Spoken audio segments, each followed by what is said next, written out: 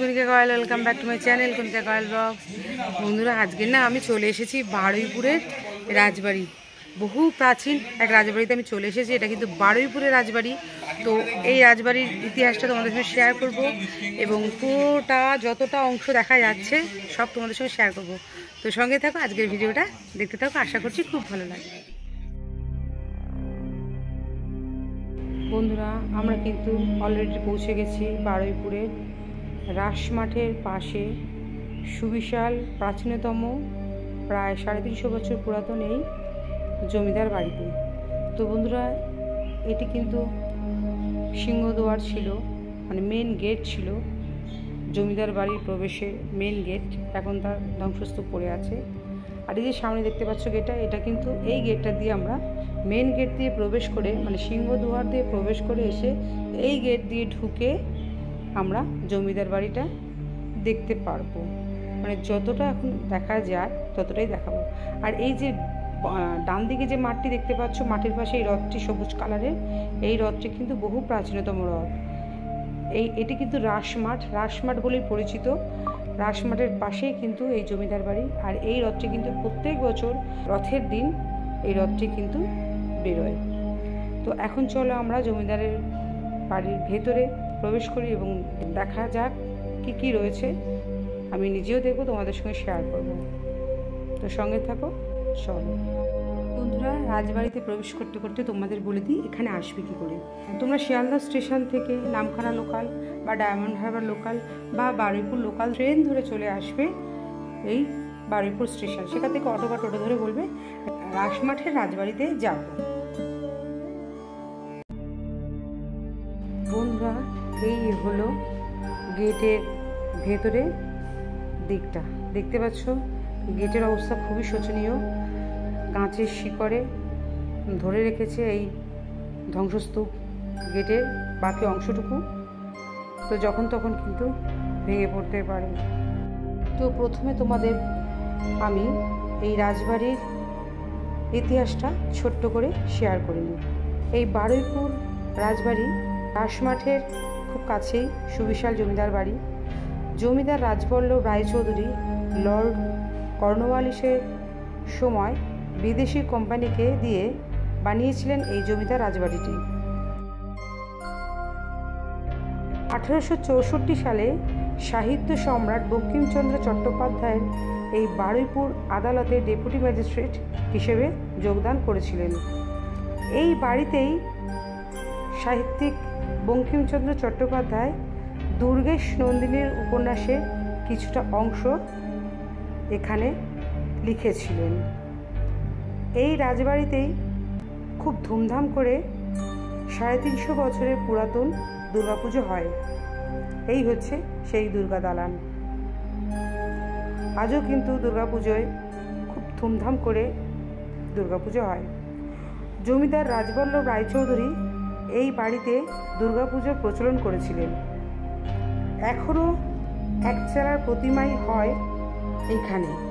প্রাচীন প্রথা অনুসারে আজও 3 জন পুরোহিত মিলে পুজো শুরু করে।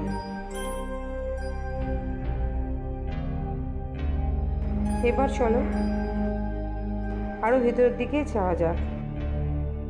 আরও কী কী মন্দির আছে সেটা তোমাদের সাথে শেয়ার করি।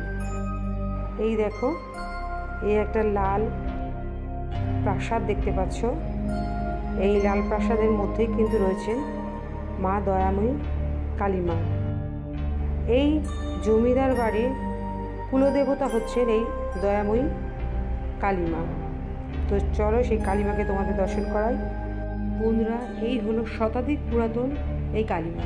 এই দয়াময়ী কালীমার ঠিক উল্টো দিকে কিন্তু এই মায়ের নিত্য পূজার রান্না হয়। এই যে দেখতে পাচ্ছ এখানে অন্নভোগ হচ্ছে, এটি কিন্তু মায়ের রান্নাঘর। এই মা দয়াময়ীর প্রত্যেক দিন বেলা মাকে পুজো দেওয়া হয়। দুপুরের ভোগ কিন্তু এখানেই রান্না করা হয়।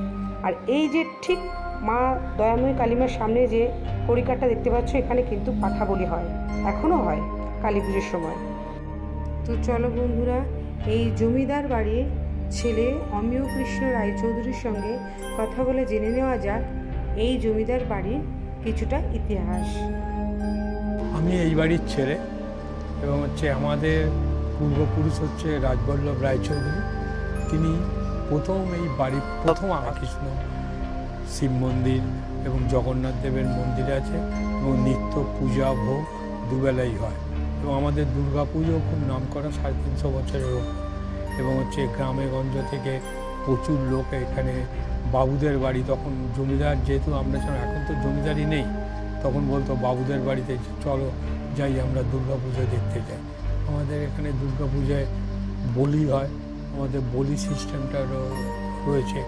সপ্তমী থেকে আপ টু নবমী পর্যন্ত বলি হয়, তারপর নবমীর দিনকে বলির পর আগ বলি, কুমড়ো বলি, যেরকম পুজোর আগেকার জমিদারদের যে নিয়মটা ছিল সেই নিয়মটা জমিদারি চলে গেছে, গভর্নমেন্ট জমিদারি নিয়ে নিয়েছে, কিন্তু এখনও পর্যন্ত সেই আমাদের রীতিটা এখন আমি মেনে চলি এবং যে যতদিন পারবো এইটা চালিয়ে যাব। তো হিন্দুদের যে 12 মাসে 13 পার্বণ সবই আমাদের বাড়িতে পুজো পার্বণ সব রাস রথ সমস্ত পুজো, মানে যা যা পুজো হয় সবভাবে হয়। জমিদারি চলে গেছে কিন্তু এখনও এইটা আমরা মেনটেন করে যাচ্ছি এবং যতদিন আমরা থাকবো এইভাবে মেনটেন করে যাব এবং এইভাবেই জমিদারি চালিয়ে যাচ্ছে। এবং প্রচুর এখানে রাস রথে বিরাট উৎসব, আমাদের রাসমাঠ বলে একটা সামনে মাঠ আছে, আপনি দেখেছেন আসবার সময়। রথের সময় পুরীর যে দিনে রথ হয় সেদিনে আমাদের রথ হয় এবং হচ্ছে প্রচুর লোকের সমাগম হয়, প্রচুর দোকানপাট বসে এবং তারা তাদের সারা জীবনের সারা বছরের জীবিকা নির্বাহের জন্য সমস্ত এখানে দোকান দেন। রাসেও তাই এইভাবে চলে আসছে আমাদের রাসে এখনও পর্যন্ত, যেগুলো বিলুপ্ত হয়ে যাচ্ছে, যেমন পুতুল নাচ, তরজা, যাত্রা, কীর্তন, এখনও পর্যন্ত আমি এগুলো চালিয়ে যাচ্ছি এবং যতদিন থাকবো চালিয়ে যাব। এই ঐতিহ্যটাকে আমি ধরে রেখেছি এবং রাখবার চেষ্টা করছি। আর গভর্নমেন্ট থেকে আমরা কিছুই পাই না, আমাদের নিজেদের যা করতে হয় নিজেদের হিসাব করতে হয়। পূজা পার্বণ সবই আমরা করি এবং প্রচুর লোক এখানে আসেন। এই যে দেখছেন যে কালী মন্দিরের সাথে আমাদের ইষ্ট দেবতা, এই খুব জাগ্রত, প্রতি অমাবস্যায় এখনও পর্যন্ত বলি হয়, আমরা বলি চালিয়ে যাচ্ছি এবং তান্ত্রিক মতো এখানে পুজো হয়। এইভাবে সব মেনটেন করে যাচ্ছি, যতদূর পাচ্ছি করে যাচ্ছি। এইভাবেই চলছে আমাদের ইতিহাস। আরও অনেক কিছু বলার আছে কিন্তু এখনও পর্যন্ত এই যে দুর্গা পুজোর সময় আমরা যে ভাসানে যখন যাইছে, আগেকার যেমন নিয়ম হচ্ছে ঢাক ঢোল বাজিয়ে আমরা প্রসেশন করে বাড়ি থেকে, আমার সদাব্রত ঘাট আছে, এটারও একটা মানে ইতিহাস আছে। এখানে শ্রী চৈতন্য মহাপ্রভু এক রাত্রি থেকে গেছেন এবং হচ্ছে দুর্গা পূজা ভাসানের সময় প্রথমে আমাদের ভাসান হবে, তারপর সব ঠাকুর আসবে, সবই আমাদের বাড়ির সামনে দেখিয়ে নিয়ে তারপর গঙ্গাঘাটে যান এবং সেখানে আমি প্রথমে আমার ঠাকুরটা বিসর্জন করব, তারপর 800 ঠাকুর বিসর্জন করে আমরা এখনও পর্যন্ত সরকারের বারণ আছে, তা সত্ত্বেও একটা ঐতিহ্য, এটাকে আমি মেনটেন করার জন্য এখানকার প্রশাসনকেও অনুরোধ করি, তাদের কাছেও পারমিশন নিই যে নীলকণ্ঠ পাখি আমরা ছাড়ি। সেই পাখি স্বর্গে গিয়ে মহাদেবকে খবর দিচ্ছে মা দুর্গা ফিরছেন। এইভাবে এই রীতি মেনে চলছি। এটা প্রশাসনেরও অনেকটা সাহায্য নিয়ে করি, কারণ সরকারের যা নিয়ম আছে সেগুলো আমরা মেনটেন করি। মেলা ফেলা যাই করি এখানে সব পারমিশন নিয়েই করি সরকারের। এইভাবেই চলছে আর কি, চালিয়ে যাচ্ছি, যতদিন থাকবো চালিয়ে যাব। পরে পলাশির যুদ্ধ 1757 সালের পর থেকে যখন জমিদারি তাই অনেক 350-400 বছর ওপর মানে এইভাবে আগেকার দেখছেন না যে এগুলো বেশিরভাগই আমাদের সব কলকাতায় থাকে, আমাদের প্রত্যেক দিন সব কলকাতায় বাড়ি। আগেকার দিনের জমিদাররা শ্যামবাজার, বাগবাজার, মানিকতলায় ওই সব জায়গায়, নর্থ ক্যালকাটায় সব থাকতো। আমাদের নিয়ম হচ্ছে দুর্গা পুজোর সময় সব ওই 2-1 দিন থেকে সব বাড়ি আন্ডার লক অ্যান্ড কি থাকে, কেয়ারটেকার থাকে, তাদের বলে আবার যা হয় আর কি, দেশের বাড়িতে এলো পুজো পার্বণ করে একটু এনজয় করে, এইভাবেই চলে আসছে, চালিয়ে যাচ্ছি, যতদিন থাকবো চালিয়ে যাব। তো বন্ধুরা চলো এই বাড়ির ছাদে উঠে তোমাদের এই জমিদার বাড়ির সামনের অংশটা দেখাই।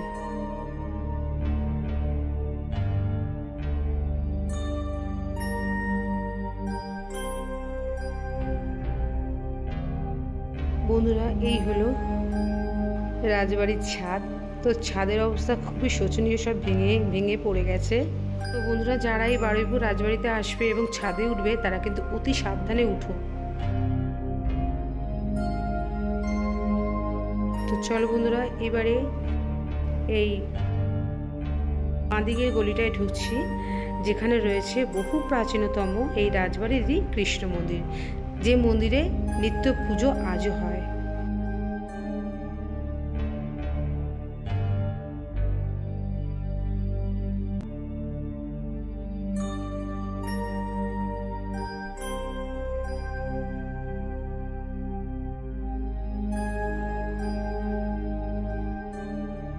এই যে লাল মন্দিরটা দেখতে পাচ্ছ, এটি কিন্তু বহু প্রাচীনতম কৃষ্ণ মন্দির। এই মন্দিরে এখনও নিত্য পুজো হয় প্রভু শ্রীকৃষ্ণের।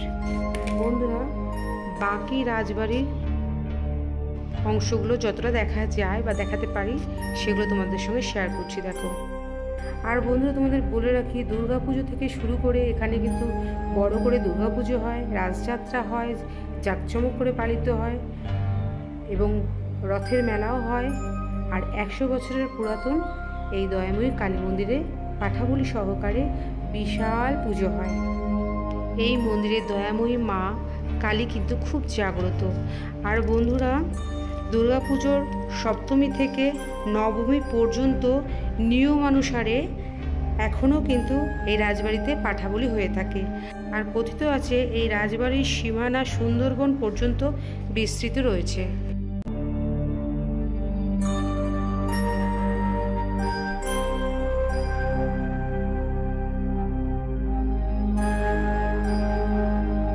চলো বন্ধুরা, এবার তোমাদের রাজবাড়ির বাইরে বেরিয়ে রাস মাঠটা দেখাবো।